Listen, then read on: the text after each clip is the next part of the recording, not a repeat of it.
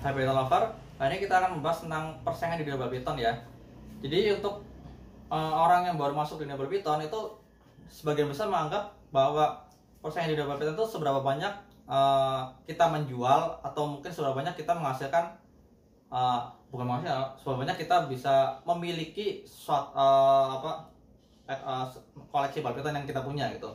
Tapi pada kenyataannya persaingan di dunia badminton itu bukan kondisi seperti itu, melainkan lebih bagaimana setiap breeder tuh menghasilkan mob apa yang bisa berbeda dari breeder lainnya. Jadi lebih targetnya tuh membuat mob baru yang belum ada gitu, atau mungkin kombinasi warna yang nggak kepikiran oleh breeder lainnya gitu ya. Jadi sebenarnya dalam dunia breeding sendiri di luar negeri itu ya mereka walaupun banyak breeder besar gitu ya, mereka dalam satu komunitas tuh saling sharing, saling tukar pikiran gitu. Jadi nggak sikut-sikutan seperti kebanyakan seller di Indonesia yang lagi aneh-aneh dari kemarin ya. Ya saya sih cuma dengan gosip-gosip aja karena saya nggak terlalu peduli itu. Ya intinya sih ya begitulah ya. Nah, lalu bagaimana tentang menjual? Nah, untuk menjual ini saya sebagai breeder yang koleksinya masih sedikit, buat saya menjual tuh ya bonus aja gitu, karena tujuan utama saya tuh memikirkan project apa yang ingin saya bikin untuk musim berikutnya, bukan seberapa banyak badminton yang bisa saya jual atau berapa banyak yang harus saya dapatkan rupiah yang saya harus dapatkan musim ini gitu. Enggak. Jadi materi itu buat saya tuh bonus ya. Bahkan mungkin beberapa banyak breeder besar juga seperti itu ya, materi itu bonus, yang penting project dan istilah selalu lebih baik secara fasilitas gitu ya. Sebenarnya yang nggak bisa dipungkiri kalau banyak kan breeder itu mereka kesannya kayak cuek atau mungkin malas berbagi informasi segala macam ya.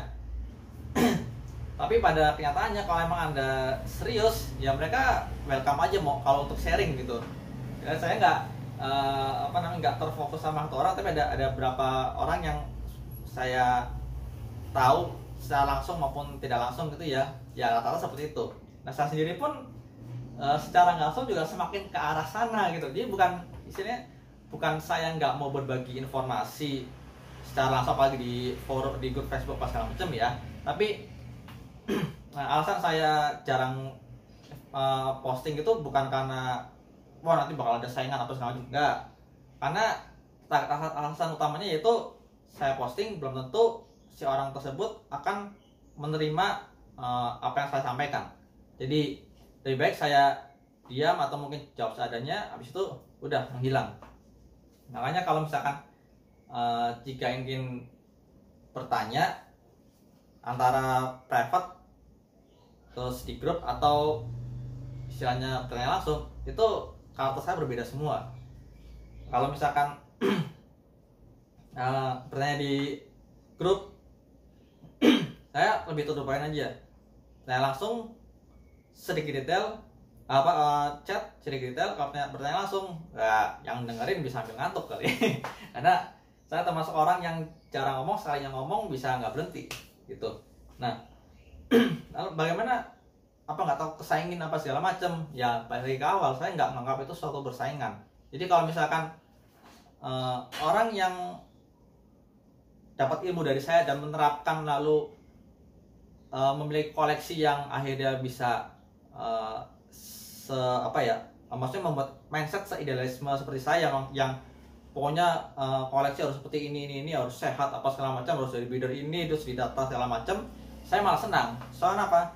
Saya jadi memiliki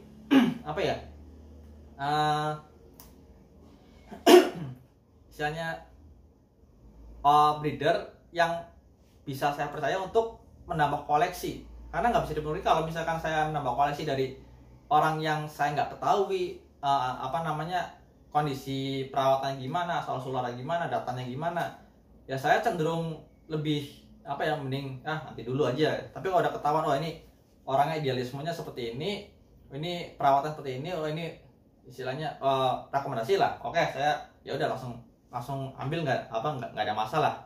Karena seperti yang sudah saya bilang di video sebelumnya, kalau misalnya Anda mendapatkan atau membeli babi hutan dari orang yang kurang jelas atau mungkin ularnya kurang jelas katanya gitu ya, saya sangat karantina. Nah, dengan membeli dari breeder yang istilahnya lebih kompeten dalam hal ini, apa ya, ketat segala macam dari nama koleksi sampai kedepannya, itu memperkecil penyebaran penyakit. Bahkan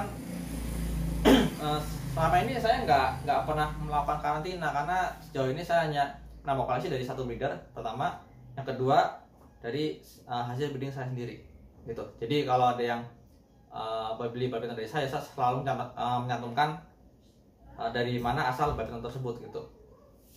Nah ini ada baru datang Master Leopard itu juga nggak saya karantina, karena saya sudah percaya sama breedernya. Jadi ya gitulah, nggak perlu makan waktu banyak gitu.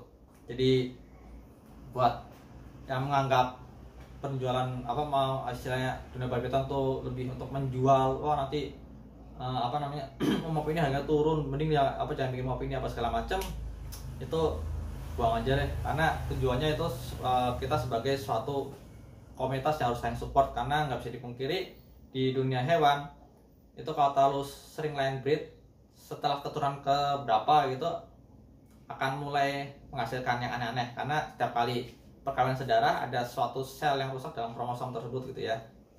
Jadi kita harus pada keturunan tertentu kita harus memutus rantai line breed dan mengawinkan dengan line dari breeder lain yang tentunya udah mulai beda, untuk meriset lah atau meminimalisir kemungkinan si cacat yang karena kerusakan kromosom tadi itu. Lalu ada nggak sih perkumpulan breeder atau komunitas yang diisi oleh seorang breeder? Ada yang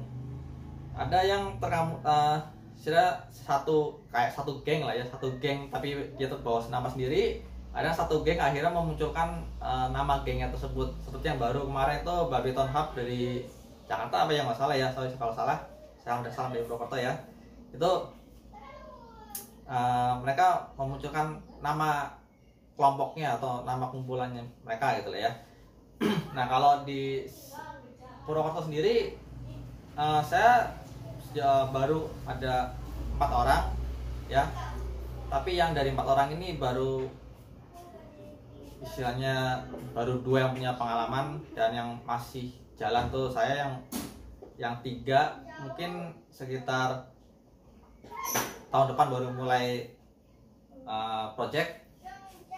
Jadi tujuannya ya itu tadi, kita saling tukar informasi, saling tukar koleksi, bukan tukar barter ya, tapi ya kalau misalkan kalau ada saya butuh dan dia ada, ya saya ambil dari yang dekat aja lah gitu kan, sekalian tawan ini ada masalah ini, ngapain ini, udah nggak mau jangan bisa lihat langsung gitu. Itulah keuntungannya memiliki istilah komunitas berbeda itu sendiri ya. Soal persaingan untuk persaingan dalam menciptakan mob dulu sendiri bisa dibilang ya, walaupun kita project yang sama, misalnya kita mau project Dreamsicle gitu ya, belum tentu saat cutting tersebut kita akan langsung mendapatkan yang kita inginkan gitu. Seandainya kita sama mendapatkan mob yang kita inginkan, belum tentu saya misalkan yang mendapatkannya duluan, bisa aja teman saya yang dapat lebih dulu. Otomatis kan saya harus mengalah, karena secara umur koleksi telur dia itu sudah netas duluan, jadi otomatis saya mengalah. Itu juga sebaliknya, kalau koleksi saya menetas duluan, ya saya yang lebih maju. Jadi itu secara secara persaingan ya memang seperti itu gitu, istilahnya nggak harus saling sikut segala macam gitu. Jadi untuk yang misalkan masih terlalu money oriented. Kalau ingin maju sebaiknya kurangin pikiran seperti itu supaya bisa lebih fokus, maksudnya bisa mulai project yang lebih seram dan mungkin nggak kepikiran sebelumnya gitu. Ya sekian aja karena ngomong udah kemana-mana. Minggu depan ini udah mulai masuk seminggu sekali ya, karena sebelum-sebelumnya saya waktu topik breeding itu saya seminggu 2 kali karena materinya terlalu banyak. Saya ingin topik yang benar-benar detail supaya lebih enak gitu lah ya, walaupun larinya kemana tahu gitu. Untuk Rabu depan topik yang mungkin lebih agak frontal dikit tapi ada landasannya. Ya segitu aja. Kalau ada yang cari badminton yang ready bisa cek link di deskripsi, ada Tokopedia sama lapak satwa. Jadi ada tinggal 8 ekor, 7 ekor dari kelas 2021, terus 1 ekor dari kelas 2020. Musim ini siap kawin jantan ya, jangan sampai kehabisan. Sampai jumpa di video berikutnya. Ciao.